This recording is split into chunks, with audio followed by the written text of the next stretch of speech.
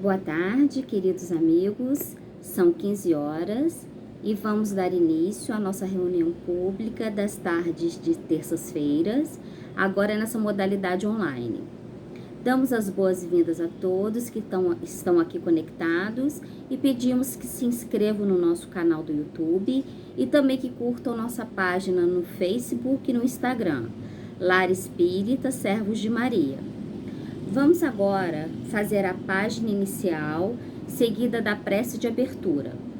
A mensagem de hoje é do livro Pão Nosso, pelo Espírito Emmanuel, através da psicografia de Francisco Cândido Xavier. A mensagem é de número 10, com o título Sentimentos Fraternos. O versículo destacado por Emmanuel são palavras de Paulo, na primeira carta aos Tessalonicenses, no capítulo 4, versículo 9, nos diz Paulo: quanto, porém, à caridade fraternal, não necessitais de que vos escreva, visto que vós mesmos estáis instruídos por Deus, que vos ameis uns aos outros. Comenta Emmanuel: forte contrassenso que desorganiza a contribuição humana no divino edifício do cristianismo é um impulso sectário que atormenta enormes fileiras de seus seguidores. Mais reflexão, mais ouvidos ao ensinamento de Jesus, e essas batalhas injustificáveis estariam para sempre apagadas. Ainda hoje, com as manifestações do plano espiritual na renovação do mundo, a cada momento surgem grupos e personalidades solicitando fórmulas do além para que se integrem no campo da fraternidade pura. Que esperam, entretanto, os companheiros esclarecidos para serem efetivamente irmãos uns dos outros. Muita gente se esquece de que a solidariedade legítima escasseia nos ambientes onde é reduzido o espírito de serviço e onde sobra a preocupação de criticar. Instituições notáveis são conduzidas à perturbação e ao extermínio, em vista da ausência do auxílio mútuo no terreno da compreensão, do trabalho e da boa vontade. Falta de assistência? Não. Toda obra honesta e generosa repercute nos planos mais altos, conquistando cooperadores abnegados. Quando se verifica a invasão da desarmonia nos institutos do bem, que os agentes humanos acusem a si mesmos pela defecção nos compromissos assumidos ou pela indiferença ao ato de servir. E que ninguém peça ao céu determinadas receitas de fraternidade, porque a fórmula sagrada e imutável permanece conosco no amai-vos uns aos outros. Vamos orar? Pai de infinita bondade, querido Mestre Jesus, obrigada por mais esse dia. Obrigada pela oportunidade dessa reencarnação. Obrigada por teus ensinamentos, Senhor. Pedimos vossa bênção para todos que estão aqui conectados, como também, Pai, para todos os nossos irmãos de humanidade. Que sua luz, Pai, se faça presente e envolva nosso companheiro Luiz Cláudio, que conduzirá o estudo da tarde. Sob seu amparo e proteção, vamos iniciar a nossa tarefa de hoje. Que assim seja, graças a Deus. Vamos chamar para apresentar o nosso estudo da tarde de hoje o nosso companheiro Luiz Cláudio Alfradique, do GEPAR, Grupo Espírita Paz, Amor e Renovação. Seja bem-vindo, Luiz Cláudio. É com muita alegria que temos a oportunidade de nos reunirmos, mesmo que virtualmente, a esta linda família cristã, agradecidos pela oportunidade e, sobretudo, agradecidos a Jesus pela esta oportunidade do nosso encontro, ou melhor, do nosso, possivelmente, reencontro. Justamente para falarmos hoje sobre a Carta Magna da Paz, a oração de São Francisco. Carta Magna da Paz, que vem a ser, inclusive, um título de uma bela obra, um lindo livro que recomendo a todos,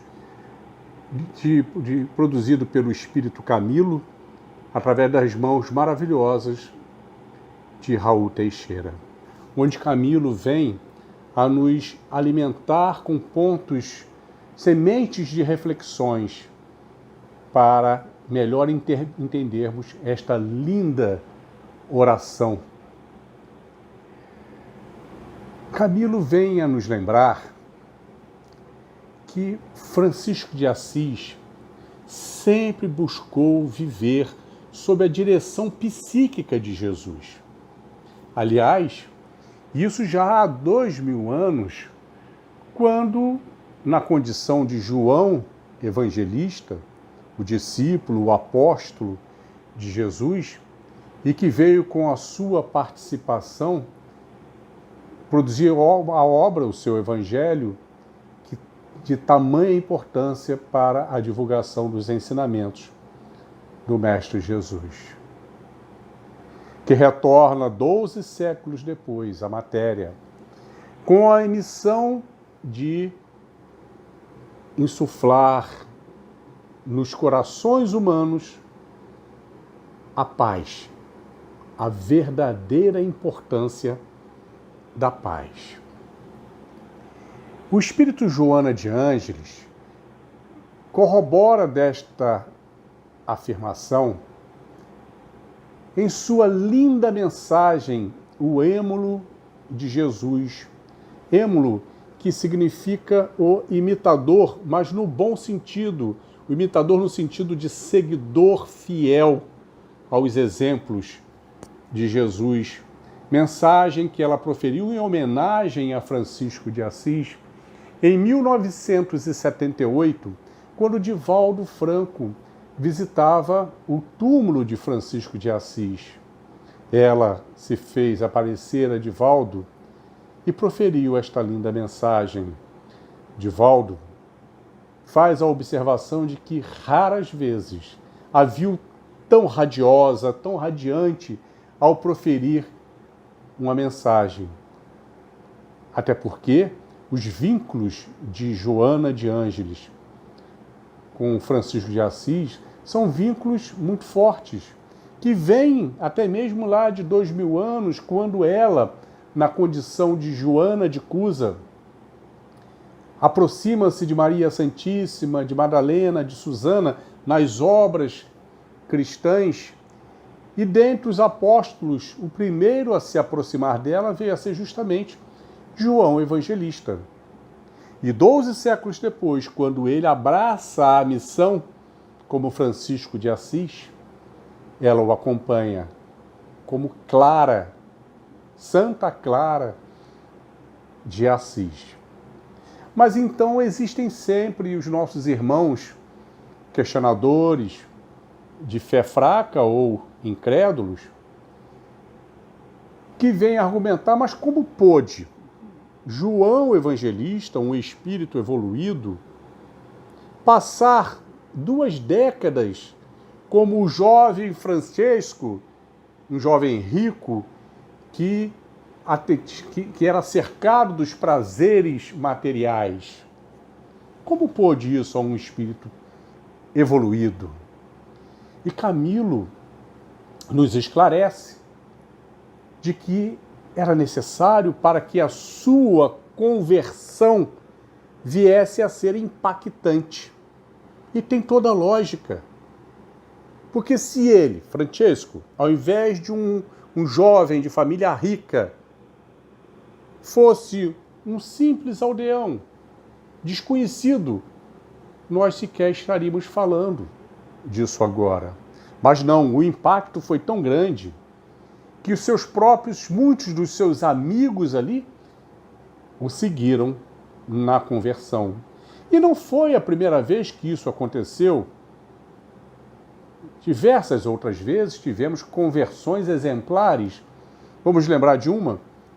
Saulo de Tarso, o grande rabino, o jovem rabino, rico, poderoso, que viera sendo preparado a vida inteira para ser um líder entre os rabinos,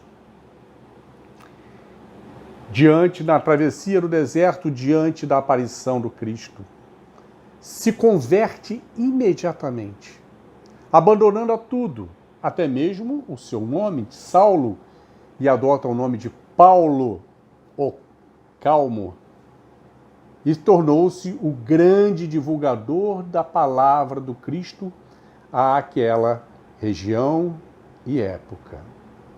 Mas os nossos irmãos incrédulos também nos questionam às vezes, dizendo: mas se Deus é tão poderoso, por que ele não estala os dedos e acaba com a violência no mundo? Por que ainda ele permite tanta violência nas famílias, nos grupos, nas regiões, nos países? E uma vez mais, Camilo nos esclarece, dizendo que Deus assim o permite, para que os maus convivam com os maus, a tal ponto de saturarem-se do próprio mal, e assim despertando suas reflexões à paz e ao bem. Teria Deus poder para simplesmente destruir, sumir com os malfeitores? Claro que sim. Mas não se destrói o malfeitor porque também é filho do Pai, como nós já fomos malfeitores no passado. E sim, transforma-se malfeitores em benfeitores. Eis aí a questão. Conclui Camilo afirmando que somos imortais. Por isso Deus não tem pressa. O que importa é que o mérito seja conquistado, adquirido por cada um de nós. Se essa oração de São Francisco fosse seguida à risca pela humanidade, de certo que o planeta daria um pulo evolutivo, até mesmo acima de um mundo de regenerações. E para que possamos melhor interpretar essa oração tão pequena, são 15 sentenças apenas, com pontos chaves que nos remetem aos ensinamentos de Jesus. Vamos relembrá-la. Senhor, fazei-me um instrumento de vossa paz. Onde houver ódio, que eu leve o amor. Onde houver ofensa, que eu leve o perdão. Onde houver discórdia, que eu leve a união. Onde houver dúvidas, que eu leve a fé. Onde houver erro, que eu leve a verdade. Onde houver desespero, que eu leve a esperança. Onde houver tristeza, que eu leve a alegria. Onde houver trevas, que eu leve a luz. Ó Mestre, fazei com que eu busque mais consolar que ser consolado, compreender que ser compreendido, amar que ser amado, pois é dando que se recebe, é perdoando que se é perdoado, e é morrendo que se vive para a vida eterna.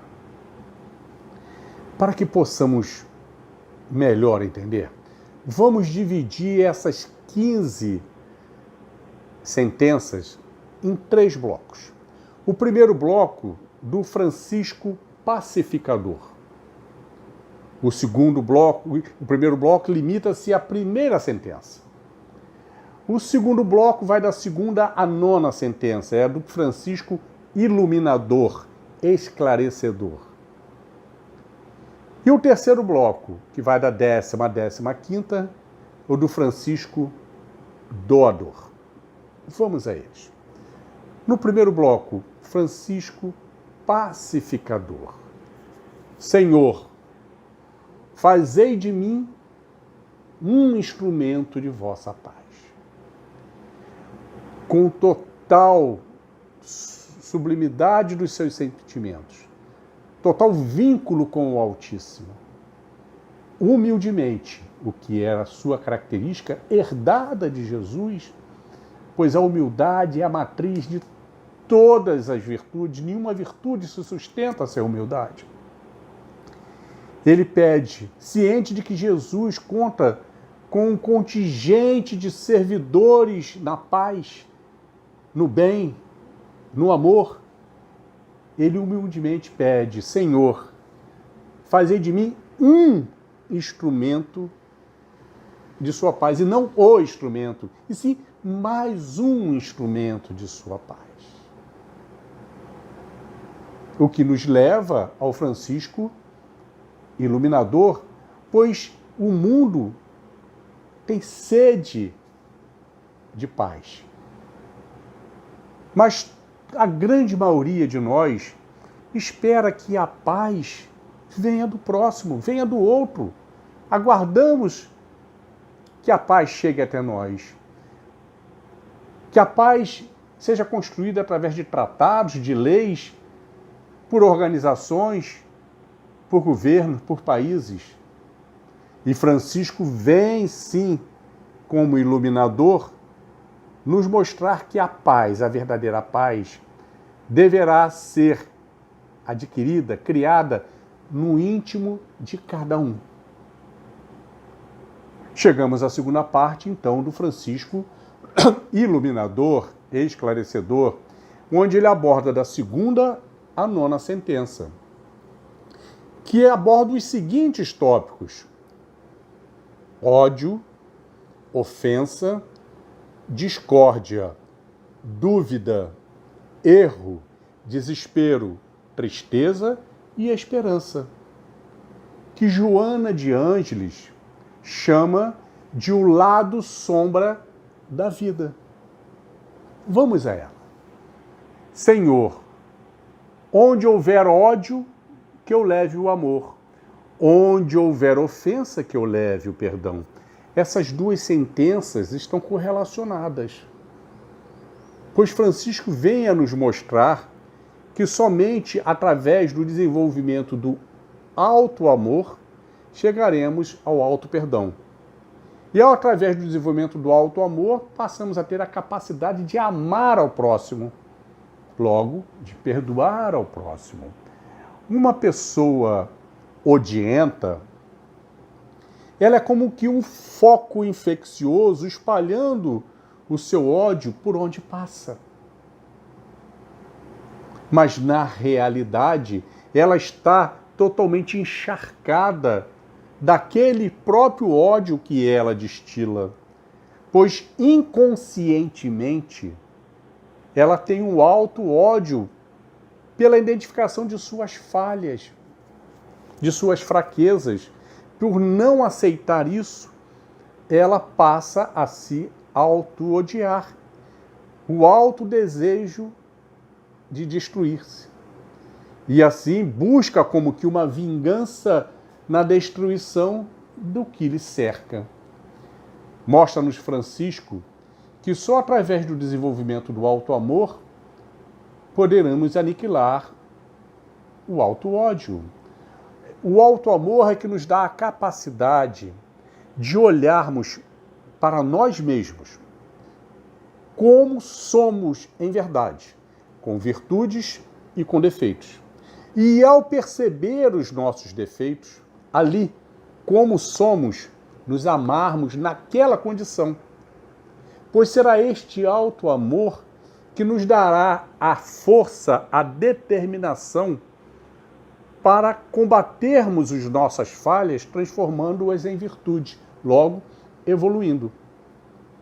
A partir do momento que nós enxergamos o nosso erro, aceitamos-os com a necessidade de combatê-los, nós estamos compreendendo o nosso erro, logo estamos já exercendo o alto perdão.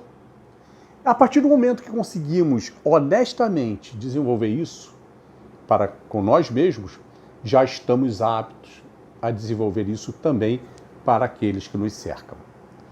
Então, onde houver ódio, que eu leve o amor, somente por este caminho. Onde houver ofensa, que eu leve o perdão. Onde houver discórdia, que eu leve a união. Vamos à palavra discórdia, a origem dela no latim. Córdia vem de cordis, coração, símbolo dos sentimentos. O prefixo dis é de distanciamento, de separação. Discórdia, separação de corações, separação de sentimentos. Francisco mostra, onde houver discórdia, que eu traga a união, a concórdia, a aproximação de sentimentos, a aproximação de corações. Via a iluminação, via o entendimento dos ensinamentos de Jesus, para que possamos identificar em cada um dos nossos semelhantes, todos nós temos virtudes e defeitos, temos bons sentimentos e maus sentimentos. E assim que busquemos identificar os nossos bons sentimentos em comum, que ele tenha a força de nos unir. E assim vamos paulatinamente eliminando aqueles sentimentos antagonistas que tinham, a princípio, a força de nos separar. Onde houver dúvidas, que eu leve a fé. Onde houver erro, que eu leve a verdade. Duas sentenças também correlacionadas.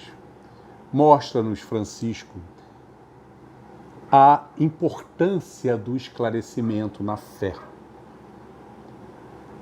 Vejam que ainda hoje a humanidade passa por isso, mas naquela época, no século XII, muito mais.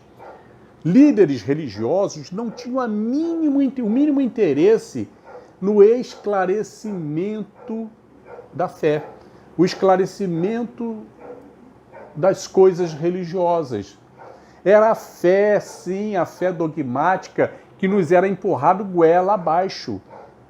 Era crer porque tem que crer, e não entender para crer. E ai daquele que viesse a questionar alguma coisa sobre a sua fé. Era mais seguro ficar calado. E calado enfraquecia a sua fé por falta de esclarecimento. Era Francisco lá no século XII nos trazendo a fé raciocinada, esta que é hoje a bandeira da doutrina espírita. Aquela fé onde ele tinha a preocupação de esclarecer detalhe a detalhe sobre os ensinamentos de Jesus, compreender as relações entre o mundo maior e o mundo material, para que passássemos a ter dia a dia a nossa fé cada vez mais forte, mais concreta. E com esta fé concreta, aumentando o nosso enfrentamento diante das dificuldades do mundo. Onde houver erro, que eu leve a verdade do esclarecimento, essa verdade da fé. Porque enquanto tínhamos a fé dogmática, nós éramos induzidos a cometer erros bárbaros em nome de Deus. Matávamos e morríamos em nome de Deus. Guerras foram traçadas em nome de Deus. Éramos levados ao erro pela ignorância da fé.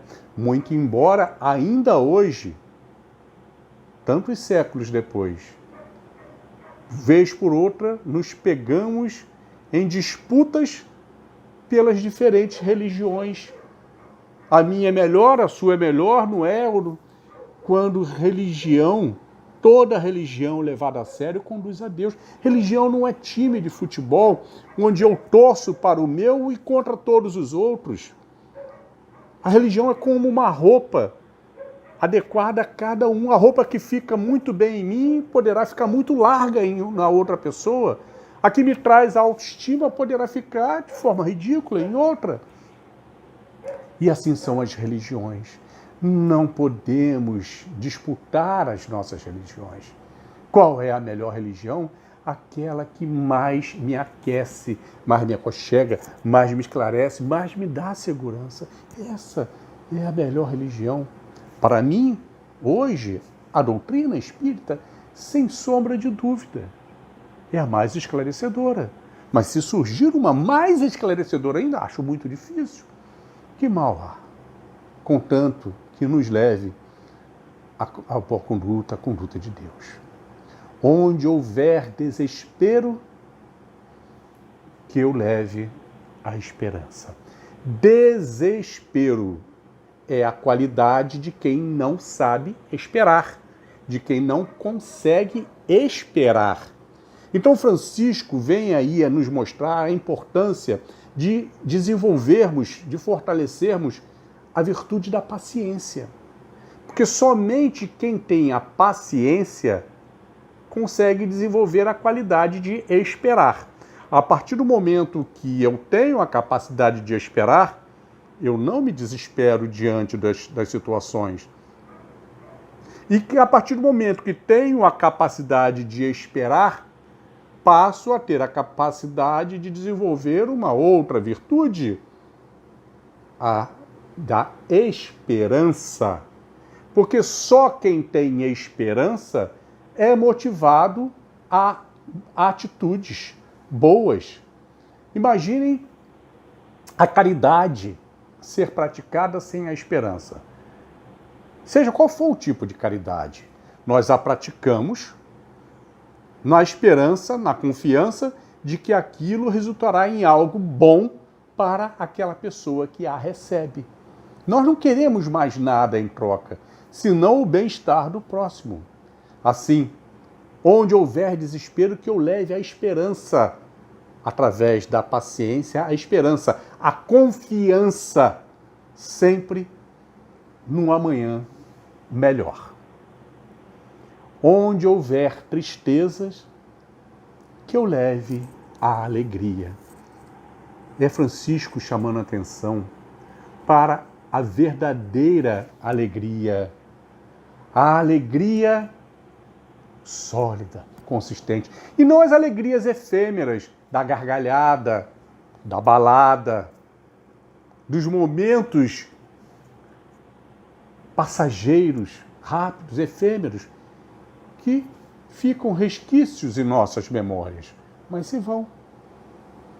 A verdadeira alegria, aquela que fica, que permanece, aquela que vai se juntando a tantas outras verdadeiras, formando um conjunto de alegria chamado felicidade.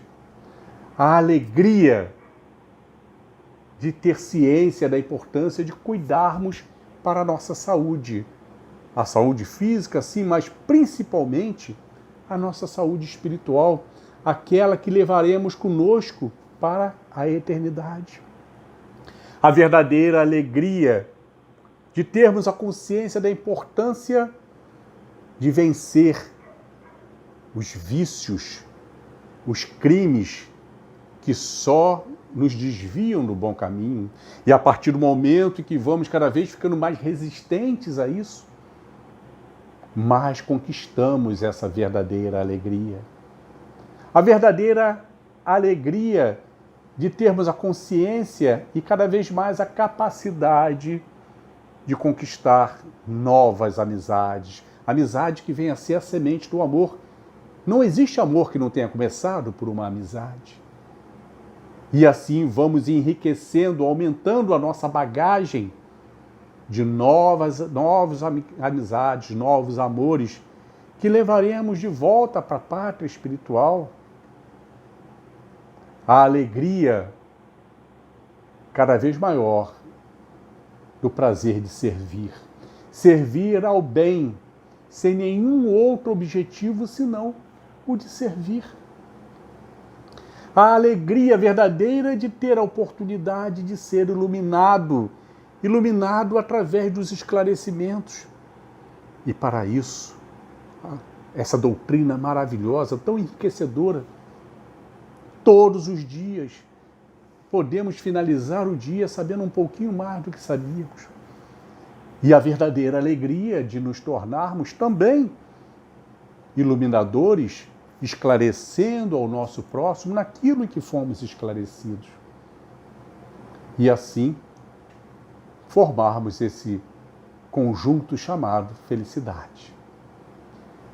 Onde houver trevas, que eu leve à luz. Trevas da ignorância. É Francisco nos mostrando a importância de combatermos a ignorância que nos leva aos preconceitos. Todo preconceito é burro, pois ele é filho da ignorância. O nome já diz pré-conceito. Estou fazendo um conceito antecipado sem ter conhecimento de causa. Seja qual for o preconceito, sexo, cor, raça, religião, seja qual for o preconceito, ele não gera nada de positivo. Pois todas as atitudes, sejam pensamentos, palavras ou atos, que nós praticamos baseados em preconceitos, nos levam à violência, a vícios, a desvios de conduta, a endividamentos éticos e morais. E assim findamos a segunda parte, a parte do Francisco Iluminador, onde ele nos dá esse esclarecimento para que possamos nós, em nossas reflexões, fazermos o melhor uso dessa linda oração. Chegamos então à terceira parte, a parte do Francisco Doador. Ó Mestre, fazei com que eu busque mais consolar que ser consolado, compreender que ser compreendido, amar que ser amado, pois é dando que se recebe, é perdoando que se é perdoado. A sublimidade de Francisco de Assis, a humildade dele, fazei com que eu busque mais consolar que ser consolado. Pedindo ele humildemente a Jesus que o ampare diante da tarefa de consolar. É tão difícil. Por quantas e quantas vezes, quando estamos diante de uma pessoa em sofrimento, esperando uma palavra de consolo, por quantas e quantas vezes nós sentimos dificuldade do que falar. E Francisco de Assis nos dá o seu exemplo, a confiança em Jesus de pedir o auxílio na hora de consolar. E é o que nós precisamos fazer, seja no atendimento a uma pessoa muito próxima, seja atendimento a um desconhecido numa situação ruim, seja na hora de fazer o atendimento fraterno. Que possamos ter a humildade de buscar no alto o auxílio. E é impressionante como recebemos imediatamente este auxílio tão importante. Fazei que eu busque compreender mais que ser compreendido. Compreender é a palavra-chave da indulgência.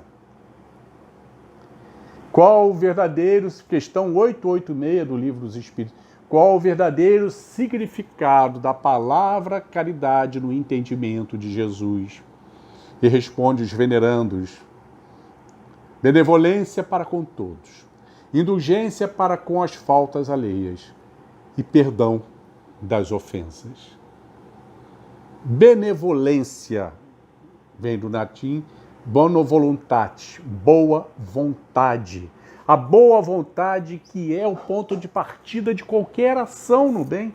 Se não houver a boa vontade, não existe caridade, não existe paciência, não existe tolerância, não existe nada de bom.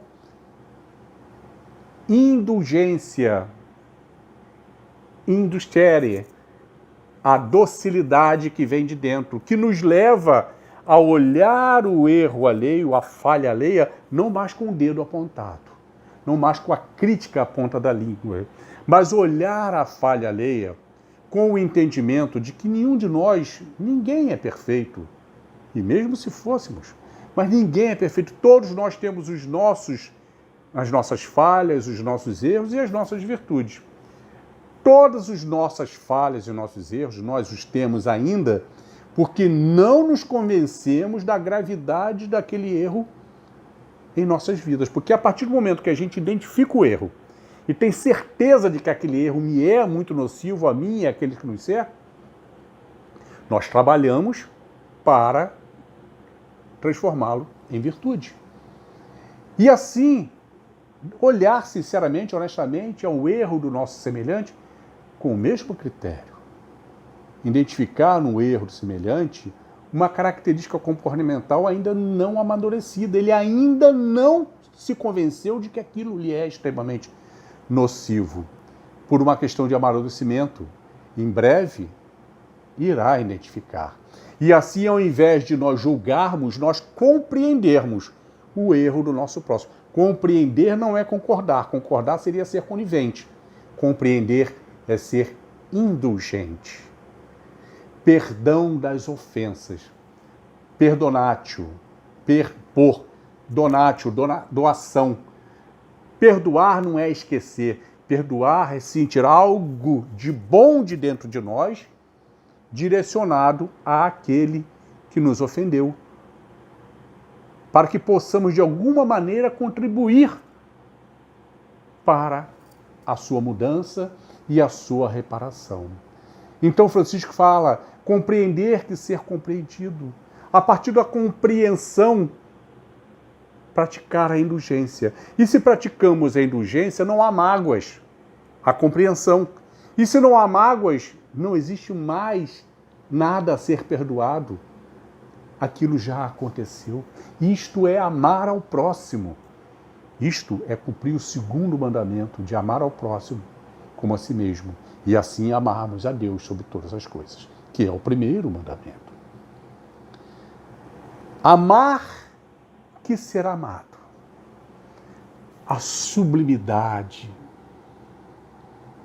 de Francisco de Assis nessa sentença. Questão 883 do Livro dos Espíritos. A sublimidade da virtude é aquela onde destina todo o seu sacrifício sem nenhum outro objetivo senão o de servir. Não querer nada em troca. É o amor incondicional colocado por Francisco de Assis. Que eu busque mais amar que ser amado. Amor incondicional. Dentre os encarnados, é considerado o maior amor o amor de mãe. Por quê? Porque a mãe é capaz de qualquer sacrifício em benefício do seu filho, sem nenhum outro objetivo senão o de atendê-lo. Os espíritos iluminados têm um amor superior ao de mãe, justamente porque é incondicional a toda a humanidade. Servir sem nenhum outro objetivo senão o de servir, de proporcionar o bem. Aí nos leva à sentença seguinte: pois é dando que se recebe. Veja que isso não tem nada alusivo ao mundo material. É dando que se recebe, é a declaração de Francisco em total crença e confiança numa lei de Deus, a lei de causa e efeito, a lei da reciprocidade. Pois os nossos atos no bem não podem estar condicionados a recebermos nada em troca. Porque naturalmente seremos beneficiados, mas o nosso objetivo é o de servir e não de ser servido. É perdoando que se é perdoado. Novamente aí a importância do auto-perdão. É impossível perdoarmos alguém sem desenvolvermos a capacidade de nos perdoarmos a nós mesmos diante das nossas faltas. E através do exercício do auto-perdão, nós passamos a exercitar naturalmente o perdão aos nossos próximos, principalmente por não guardarmos as mágoas que nos levariam ao perdão. Se não existia mágoa, a necessidade do perdão já se foi automaticamente. E é morrendo que se vive para a vida eterna. Ainda Francisco ali, ciente desta lei divina, a lei da justiça divina, da causa e do efeito. Onde somos aqui na matéria simples passageiros e que sempre retornaremos à pátria maior, à pátria espiritual, com os bônus de tudo aquilo que conseguimos conquistar ao longo do nosso servir ao bem. Mas também podemos levar aquilo que conquistamos de ruim, os nossos endividamentos. Isso nos leva ao capítulo 16 do Evangelho segundo o Espiritismo, item 9, onde o Espírito Pascal vem afirmar com todas as letras o que verdadeiramente pertence ao homem. Tudo aquilo que ele poderá levar consigo à pátria espiritual. O resto é só usufruto, não nos pertence, nos foi emprestado.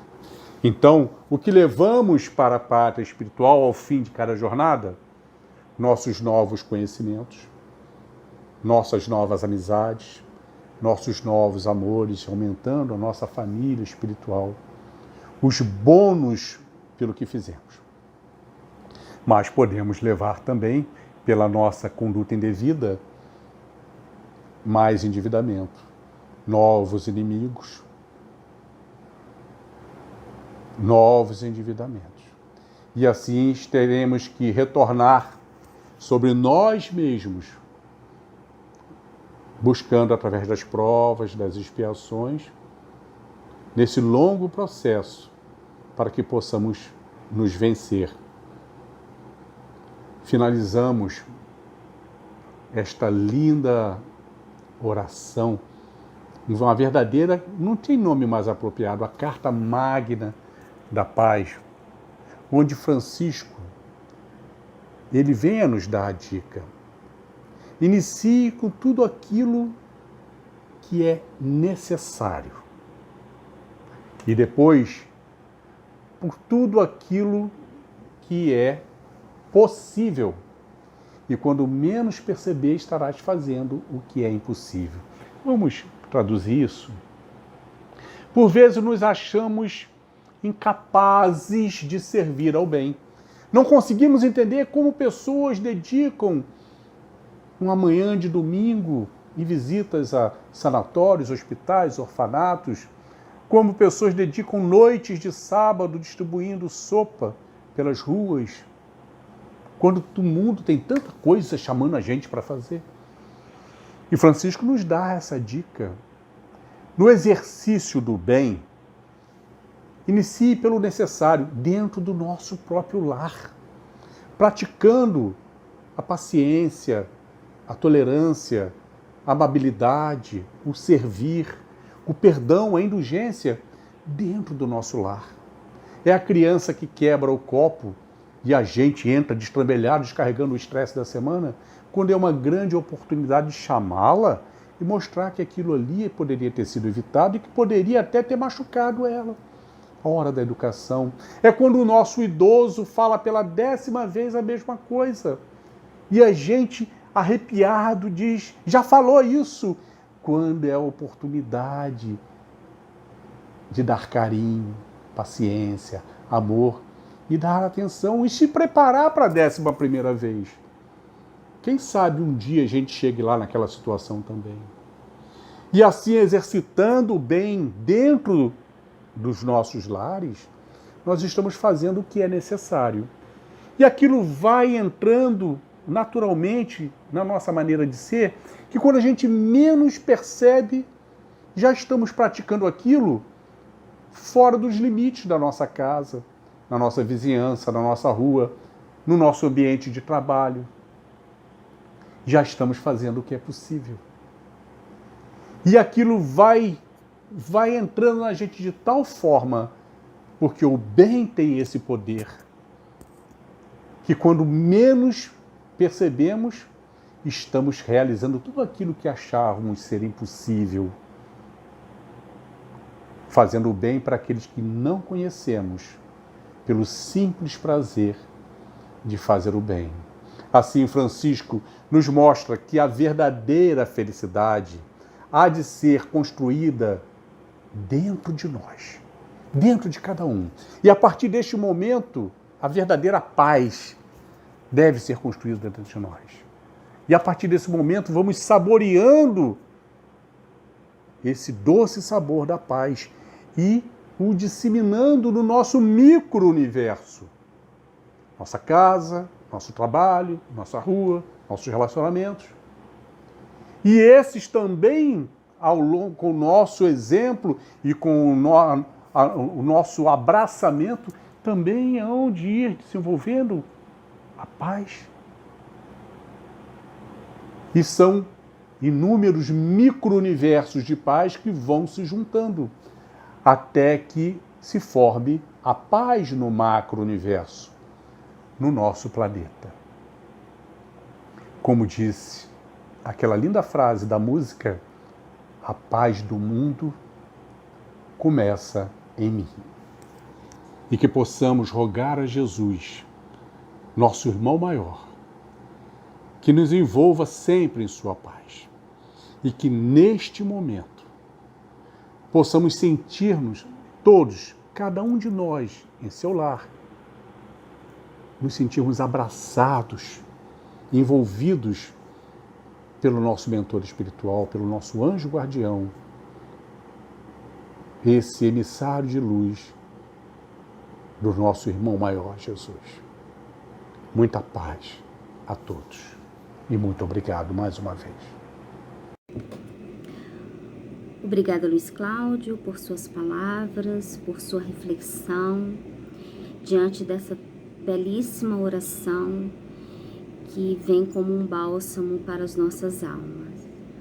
Vamos então agora, irmãos, agradecer a Deus por mais esse momento, pedindo a Ele que essa oração, que é a tradução do seu puro amor, que ela possa fazer parte de nossas vidas, que nos sintamos fortalecidos por cada palavra dita e sentida, que tenhamos uma excelente semana envolvidos com a sua luz, Pai. Senhor, fazei de mim um instrumento de vossa paz. Que assim seja, graças a Deus.